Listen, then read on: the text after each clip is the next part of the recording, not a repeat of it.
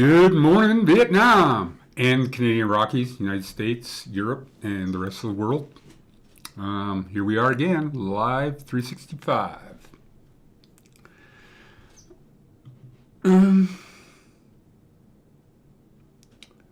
So, what do we got for you today? Not much has changed, right? Here in the Canadian Rockies, in Banff, look at the weather for the week. Is not going to make that much of a difference. It's got a little bit of cooling trend coming in Wednesday, and that's tomorrow. And I would say that's probably the result of why that snow is happening. Got lots of solar effect over the next few days with a warming trend. And then it drops down a little bit, and that's why we get that snow. And if you don't know why that is, you guys, it's because colder air can't hold as much moisture as warmer air. So when colder air and the warm air interface and it cools down, it has to drop some and leach some of that moisture out of there. So it looks like a really nice week. Hey, man, it's looking really good. The avalanche forecast is everything's kind of trending to the better. So you can see, look it up. Is this Jasper or Yoho? Yoho's doing really well. And Banff bulletin, which would be this one here. And we got mod low. Just a second, I'll be right back. I got to, in case you get interrupted here.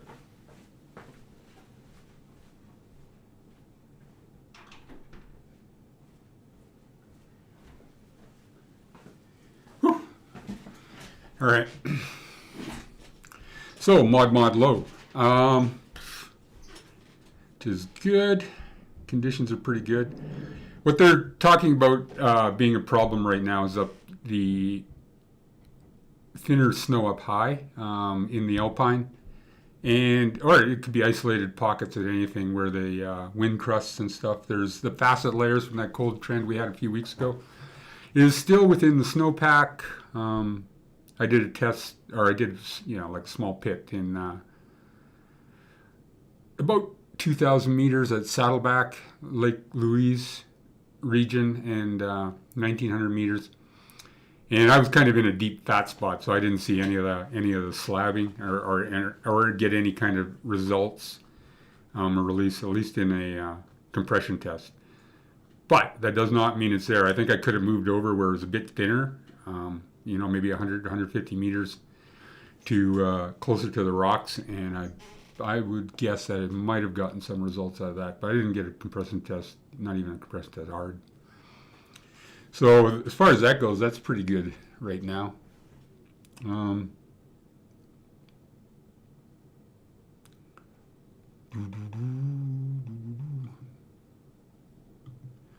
So that is about as much as we need to look at that. Ice climbers, I was kind of thinking they're the ones that need to pay attention here in the next little bit. Mostly because of the solar radiation. So let's go back to the weather. And let's go back to second display. I was still figuring this stuff out, you guys. This is the weather in here. So why don't we just take me out of the picture. And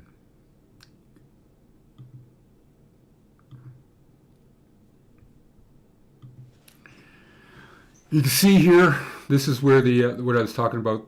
This is where it cools down to -3 as a high for the day. It's quite a bit warmer today, being Tuesday. Wednesday, Thursday, Friday, and Saturday, general warming trend. And then as it cools off again, it'll leach out more moisture out of the snow. Of course, we all know that, right? Avalanche hazard, everything's trending to the good. What else? Good everywhere. The only exception to that case is Kananaskis country, which is showing solar radiation as they're concerned, wind slabs are concerned at higher elevations. Dig and explode a snowpack before committing to bigger terrain, which is probably a good idea almost every time, right? Parts Canada's, like I was saying, Mod low. Um, Wind slabs, once again, are their issue. Uh, Being reactive on that facet layer from the cold trend we had before. There's two facet layers, one just below the surface and then one deeper mid pack. The resulting of those things is if one, like if you get that's a good ideal for a cornice to bomb on. And the cornice buildup has been probably pretty good. I saw some the other day. I was looking at them. And from that high winds and warm temperatures, the moisture allows for cornice buildup to happen. So, yeah.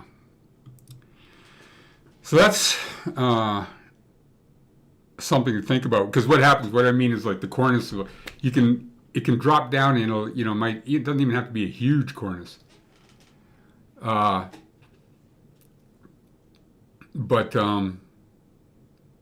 it can knock off and start an avalanche in that upper layer, and then what happens is you get enough snow buildup as it's going down. It could probably step down to the mid pack, and then you get a much larger avalanche than you would normally have been able to initiate. So be careful about that. But I was just saying, what I think is a big concern right now is for the ice climbers to watch out for that solar radiation, especially on stuff that's, well, just about everything. But anything that's got direct sunlight on it has to be a concern, because you can get several tons of ice delaminating off of the rock walls. The direct radiant sunlight on those walls can really heat up the rock. I mean, warm enough that you can feel the warmth in your hand. And then water will start to run, or it'll delaminate behind the ice itself. See, limestone, especially limestone, is fairly porous, right? So it actually absorbs water. You almost have a chemical bond between the ice and the rock itself. But once you heat it up, that breaks down that bond very rapidly, and you'll start to get falling ice. It's not related to the same idea as you get falling rock when rock heats up and it fractures, and then spring comes along or it melts, and after every winter there's always this extra rock fall potential, especially early spring season. So that's something to be concerned of when you get an awful lot of rock over top of your head. Right, so if you're climbing on an ice fall, and there's a big wall above you and stuff like that, then that's something to be a concern, especially this time of year. I was talking about temperature inversions the other day. Maybe we'll cover that in another day or so. I'll put a better slideshow together on that. But I'm going to put it in the show notes. But a publication by the Alpine Journal, Ice Climbers and Avalanches. And this is by Grant Statham, last year, blah, blah, blah. And I just kind of briefly went through this, and it's actually pretty darn good. So that's the American Alpine Journal, Ice Climbing and Avalanches. I'm sure if you searched into their thing, it wouldn't be very hard to find. And if you're coming to the Rockies, I'd give this thing a read. There's lots of information in there. Looks like there's lots of links to stuff. There's your classic snow triangle, right? Need all three of those things for avalanches to be a problem. And he gives a bit of an explanation. This is like a AST1 course type of thing. Avalanche safety training that we have here in the Rockies, which is a standardized thing with the CAA. So that's might be worth giving this whole thing a once over if you're coming here. And I guess you're not coming here. The border's closed, eh? If you're coming from Quebec, though, you might be. Saskatchewan ice climbers. I don't know if there is such a thing. I guess there might be. And anywhere else for that matter, BC or whatever. Avalanches are a problem. People are starting to carry more avalanche gear now on ice climbs than they used to.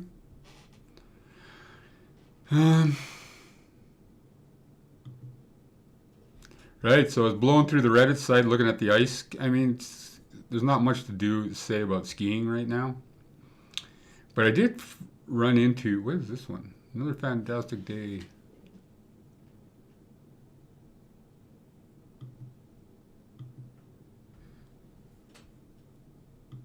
Let's go. This is in the Rockies. What does that look like to you guys? Weeping Wall? No, it's not. Oh, maybe it is, eh? Yeah, with the road that close, ice this big, it must be the Weeping Wall area. Anyhow, somewhere in there. That's pretty cool. It's cool. I saw another one too. What did I made a.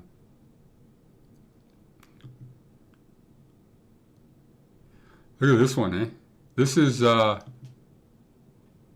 Expert's Choice in Waterton. I lived in Waterton. My wife ran public safety there for about a year and a half. And this thing almost never formed up, or when it did form up, it was only for like a week to 10 days sort of thing at a time that it would form, and then it would get, because it's south facing, and it would just melt out or delaminate.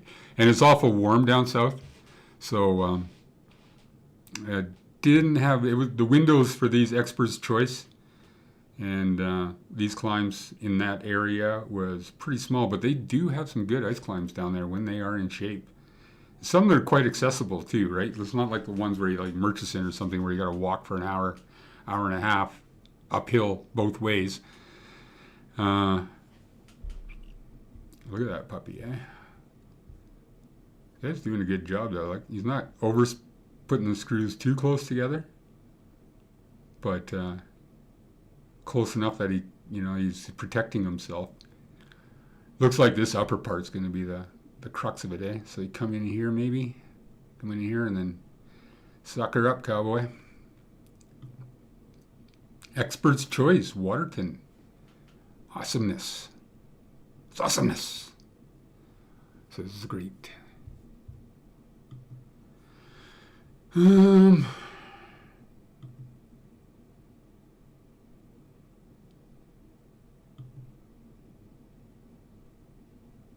What else did I see up there? That was because of, took the line 3.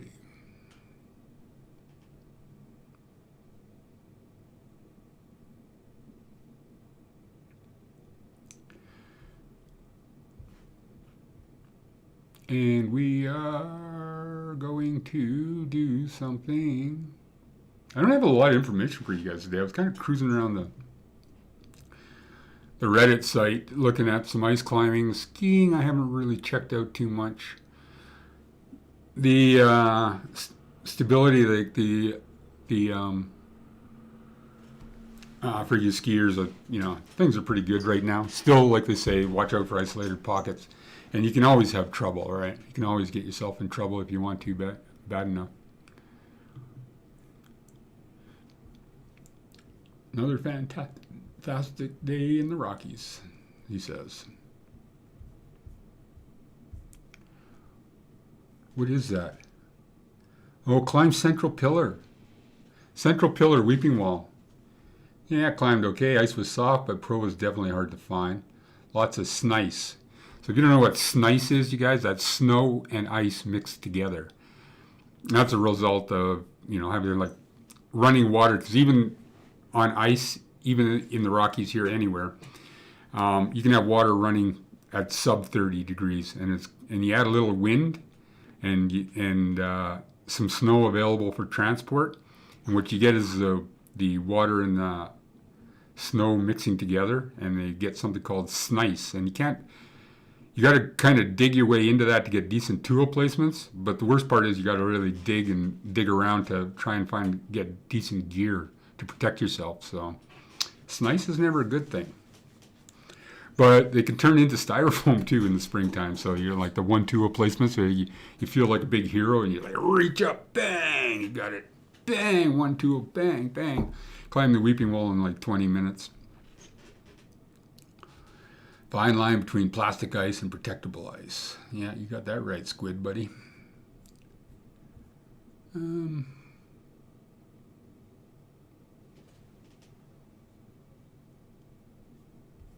Another panda. I got to get out of this thing. Oh, ice climbing. There we go.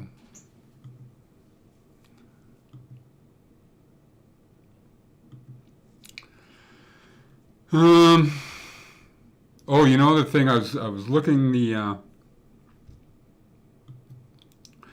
browsing through the Facebook ice climbing, Canadian Rockies ice climbing thing, and there wasn't much in there to write home about.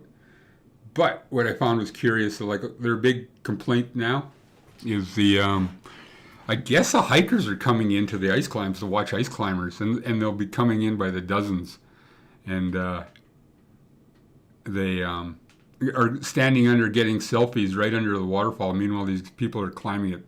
You know, things like Moonlight Falls, I guess, and climbs like that. So the ice climber's a little worried about smoking a tourist, because then they'd have to lower off and deal with it. You know, you like bang, hit him in the head with a freaking brick of ice. Even a baseball-sized piece of ice is going to hurt, but sometimes these things come off like basketball size, right? And you can't help it. I mean, you gotta protect yourself. So sometimes you got to drill away at it to get decent gear, decent protection. So I found that kind of curious that now the big complaint is tourists coming in, and you know, ice climbers. That's another thing too, right? If you get hit, I'm looking at you. You get hit by a piece of ice that's above you, from somebody that's above you. That's not their fault. That's your fault.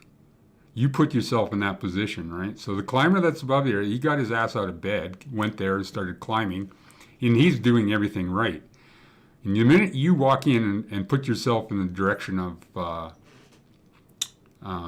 underneath the ice fall, and you get smoked by a piece of ice, suck it up and stop whining, because it's your fault, not theirs.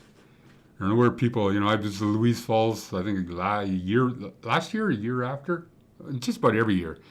So, you know, you're at the cave, you're stepping out of the cave, going to climb on the pillar, and then some moron comes underneath you and it's like, yeah, I think I'll just solo up this thing. And I've seen guys soloing up there. I don't know where they get this idea, like maybe they saw some old Jeff Lowe videos or something, but they're not even wearing helmets. So, you know, I don't know. I don't know where that mentality comes from, but I don't know. They'll weed them out.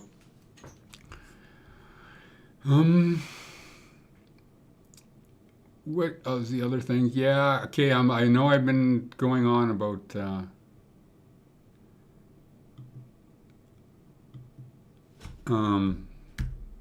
the solar heat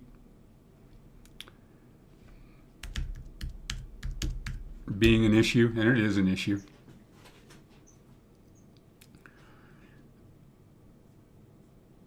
Take a look at the... Hey, let's check out, just because I really don't have much to talk about today. I'm going to put... Oh, you know what I should do? You guys want to see what it looks like here in the Rockies today? Just a second. I'll get my transporter.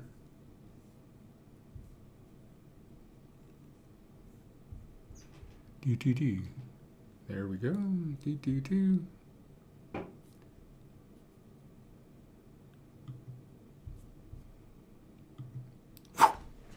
There we go. You know where we are? We're top of the gondola at Lake Louise. And this is their live cam. 365. I'm always live. There's the sun. Look at that. Isn't that a glorious thing? That sun used to be way down in the sky and far to the right. My right, anyhow, as I'm looking at this. I'm just so glad the sun's back. I can't wait till the kids graduate and I can buy a hut in the Philippines and raise chickens and pigs and grow some weed and never see another winter again. I don't like the darkness. I'm partially solar powered. So look at that, eh? There's Temple right over top of my head there right now. And so Victoria will be coming into view. It's a beautiful day. Bet you wish you were up skiing there today, huh? There's Victoria right on top of my head. And then right as my head moves by, that's the actual lake of Lake Louise. That tiny little lake. I wonder if they're going to keep naming it Lake Louise after that Myrtle Markle interview with Oprah Winfrey yesterday. The royal family turns out to be white supremacists, racist white supremacists. Well, you always knew that, but Finally, somebody said it live on the air. It's funny. I don't know why, in Canada, like we got the Governor General is like the Queen's representative. Why we need a Governor General, especially after that last one we had. God, turns out she's just like a tyrant. And she has to retire because nobody's going to work with her, and it's just a big embarrassment. But we still have to pay her $150,000 a year for the rest of her life. Would she work like 8 months as Governor General before she got the boot? It's like it's a ceremonial position. It doesn't mean anything. Who gives a shit what the royal family says about Canada? Like, God, I don't know. I can't get over it. Anyhow, look at that, eh? Ooh, there's Redoubt Bowl right over here. There's ski touring down in here. If you have a lift pass and you ski tour, there's some really good skiing accessibility here in at Lake Louise. This is like where my head is now. That's Wolverine Valley. So you can go up into Wolverine Valley, and there's some skiing off of this here, and then we're coming over. There's some more skiing things like Purple Bowl, Elevator Shaft, some other ski lines that are just spectacular at certain times of the year. So that's what this is my home hill, guys. This is where, like I say, this is where the locals ski, and Sunshine's where the locals work. Sunshine's good family. It's a good intermediate hill, but it's certainly not the skiers' hill. From around here, if you're in the Lake Louise Banff area, definitely Lake Louise is the has more ski. My kids won't even go to Sunshine. There's not enough double blacks for them to be even bothered. So when you got an 11-year-old and a 13-year-old going thumbs down because skiing ain't just steep enough, and they know what they're talking about. Anyhow, so that's Lake Louise. It's pretty cool, eh?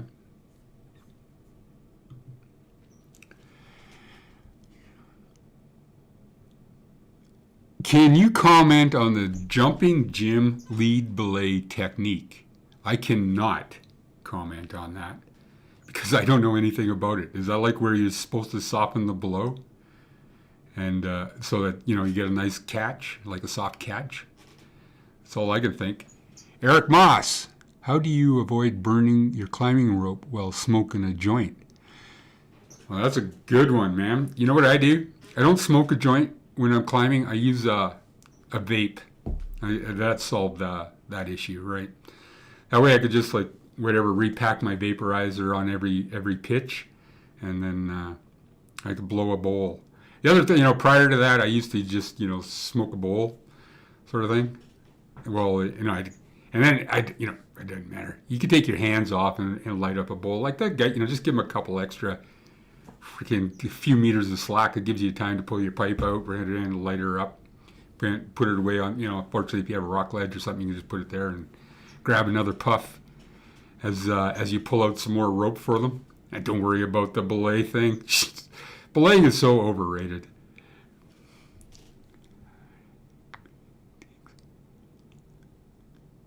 What more could you ask for on a slideshow? You guys getting blasted this weekend? Colorado Rockies are getting 5 feet by Saturday. Rockies? No, we're not in that track.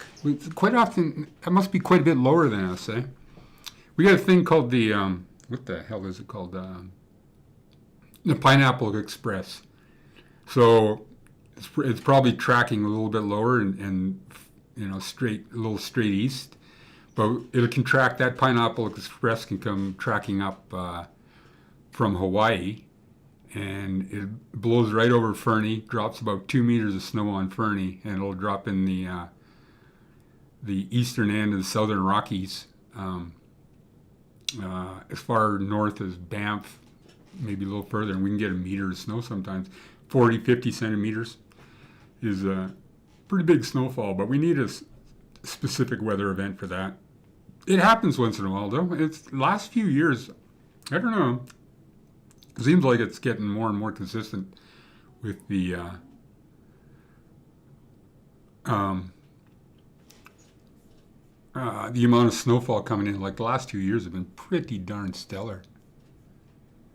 You know, you guys, I think you really need to see. We really do have. Let's check the Banff traffic cams. You can see, as you'll see here, right core of town. This was taken like minutes ago, and we really have traffic issues. This is rush hour in Banff right now. Oh man, I know it's hard to deal with, eh? I know some of you people that live in places that were like, the traffic is insane. Like Los Angeles, I was in London one time. Oh my God, tell you, it was enough to make you drink.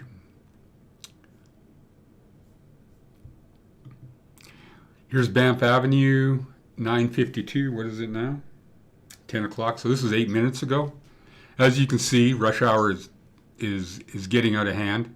That is some serious ass traffic happening there. There's actually a car on the street. This is a little quieter than most years, guys, because of the COVID thing.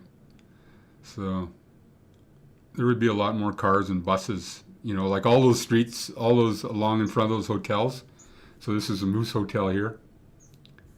And there would be buses all parked along here picking up skiers and dropping people off and stuff. There'd be normally on a non-pandemic year, there'd be some shit happening here. Do.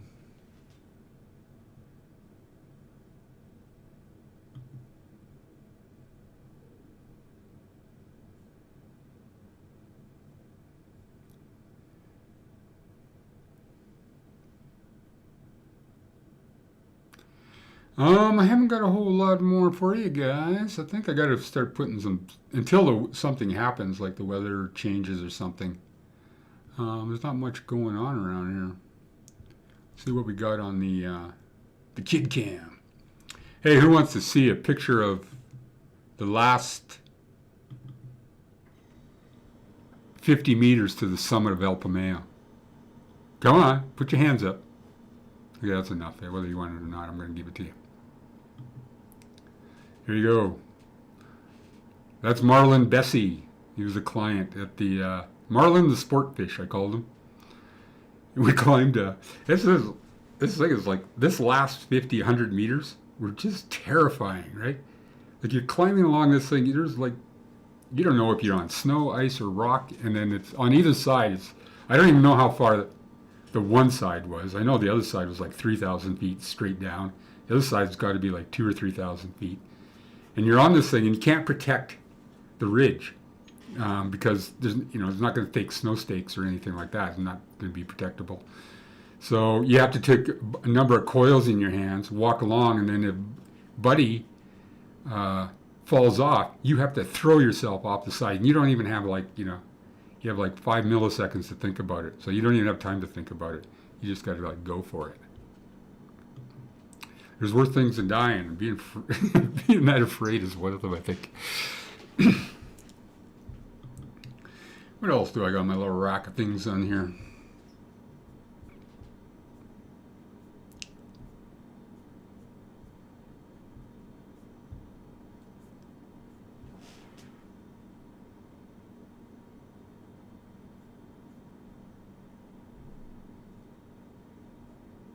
I have no idea where that live stream went, or if I am still live streaming it.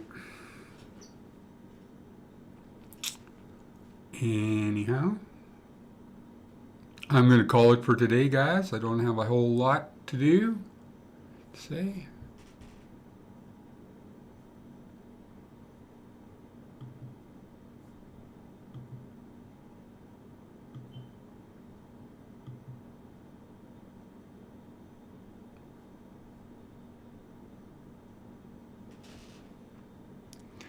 Even. Hi, Dad. I would say Prince Harry is a beta male. Yeah, maybe. I don't know. Good climbing. Okay. Hey, Dad. Welcome.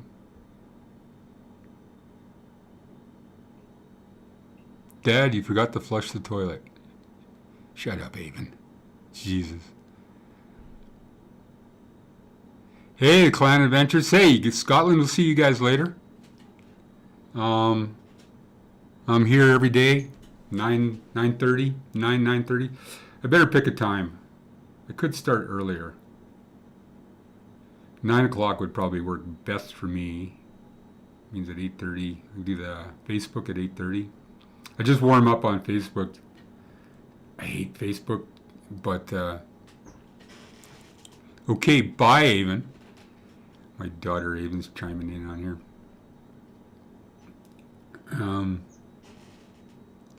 No, I have not been climbing on California, but you know what the thing is? I do want to go there, actually. I want to do a family trip with the nose. So I got a 11-year-old son and a 13-year-old daughter, and I could definitely see us doing a holiday down there. And you know, the nose is one of those things that you just kind of like. It's like the Grand Wall in Squamish, right? It's just a classic. It's kind of some things that you just want to get done before you just can't do it anymore. The other one I want to do is a Lotus Flower Tower up in Nahanni in Yukon, but I can't seem to be getting anybody interested. I've been like trying to get somebody interested in doing that for a while. I had one chance, a guy from Norway, but that was quite a while ago, and I just wasn't in, my headspace wasn't there at that time, and we didn't really have a time. Just in from work. It's 5 p.m. there in Scotland. Scotland. Scottish. Yeah. There's another place I want to go. It's Scotland. I want to do the Old Man Ahoy. And maybe some of those. I could go in the wintertime too and go do some of the stuff on Ben Nevis. I'm just not doing that much ice climbing anymore now. Like this year's kind of I've done the least amount ever. I'm sort of trying to get out with my daughter Avon, who you guys haven't supported. Now she has to go and become a mountain guide. You've wrecked her cubicle chances. We don't have enough to send her to Stanford or any of those great colleges where you can go and get in debt for $500,000 and still not have a job. I don't even know why people waste, you look at how much money they waste on education there, and you're freaking, you walk out with a lifetime of debt. I don't understand that either, in the States where you can't, you can write off and you can be bankrupt on any other business, but student loans can't be wrote off if you're bankrupt. So, yeah, I don't understand. That's such a scam. Like, there's so many levels of scam. I love the Reddit guys who took the boots to Wall Street, and once they're down. See, my family has some simple rules, right? And like I tell the kids, there's like, you never curse or spit in front of women and children. All right. You defend the defenseless. And you never kick a man more than 3 times once he's down. And I figured, 3 times is enough. If he gets back up, you're in trouble. You're in trouble anyhow. So but the Reddit guys, I love that. Like when they gave the GameStop thing, and they gave the boots to Wall Street, because those guys have been fucking screwing us over forever, right? And they make the rules so that they can have the rules. And they don't even do anything useful. Like they just take commodities that we grow and buy, and then they manipulate them so that they can walk away with millions. Everything costs more. And then, I don't know. Wait till I'm the boss of the world. Then you'll see some changes.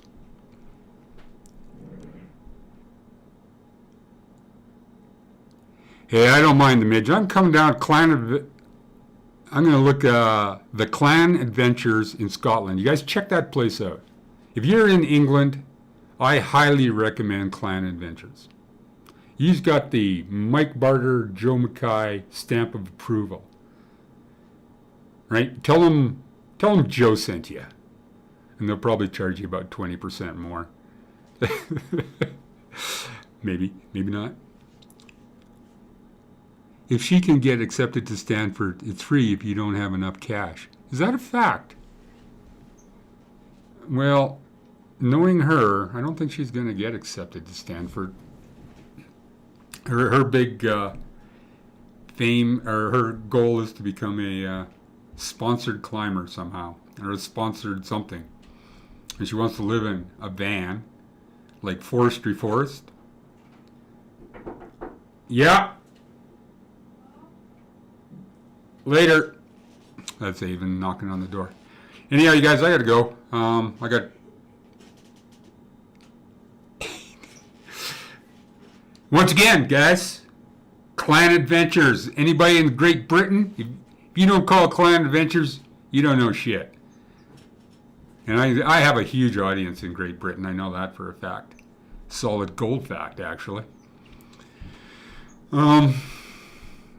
Tomorrow, I'll try to get some more shit together for you. We'll do some stuff on...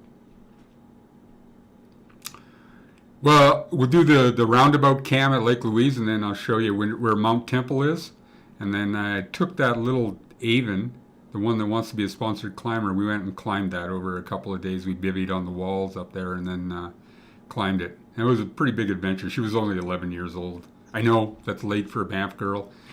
And in Clan Adventures, that would be too old to climb. You'd like, if you ain't got them going by 9 in the morning, laddie, hey, if they ain't climbing by the time they're 7 years old, there's not much hope for them. Right, guys, hasta luego. Unlock the door, Eva says.